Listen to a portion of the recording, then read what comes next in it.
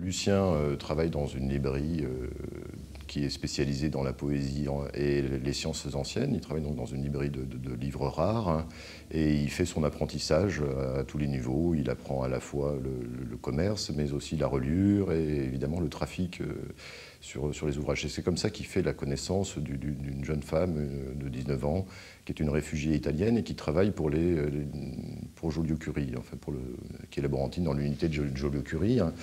Et elle a pour charge, avec un autre physicien, d'offrir un ouvrage rare à Joliot-Curie, hein, à l'occasion de la naissance du dernier enfant de Joliot-Curie, c'est-à-dire le cyclotron, qui est un équipement, un accélérateur de particules qui, en 1938, est un équipement unique en Europe. Et Lucien tombe éperdument amoureuse de cette jeune laborantine.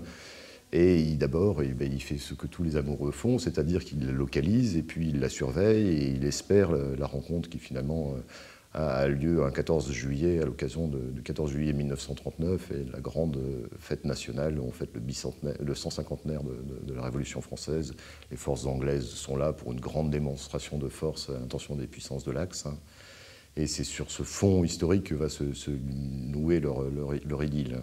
Effectivement, à travers ces deux personnages, on a la rencontre de la poésie et de l'atome. Parce que ce qu'il faut savoir à propos de l'atome, c'est qu'entre janvier 1939, donc c'est la date de la publication de l'article de Otto Hahn et de Friedrich Strassmann, qui apporte la preuve qu'on peut changer un noyau d'uranium en deux noyaux plus petits de strontium ou d'yttrium. Entre ce moment, entre cette découverte, donc janvier 1939, et la date de l'arrivée des Allemands à Paris, c'est-à-dire fin juin 1940, la France, l'unité de Joliot-Curie, a essayé de fabriquer la bombe à toute vitesse. Et ça, c'est une chose relativement peu connue. Et donc, cette héroïne, Laura, elle se retrouve employée à faire les 3-8 rue des Écoles à Paris pour essayer de construire la bombe. Évidemment, on n'y arrive pas. Mais dès l'arrivée des Allemands, le cyclotron va être l'objet de toutes sortes de convoitises et d'un modus vivendi entre les autorités d'occupation, d'une part, et les équipes de Joliot-Curie, d'autre part.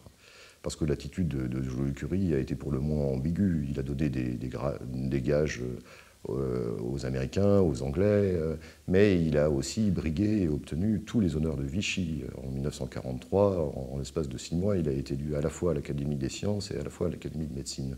Donc c'était un personnage pour le moins ambigu et qu'effectivement le BCRA aurait tout à fait pu espionner. Pechblende, c'est simplement le minerai dont on extrait l'uranium encore aujourd'hui. Et c'est donc sur ce matériau que travaille Laura et toute son équipe, en fait. C'est leur matériau de base.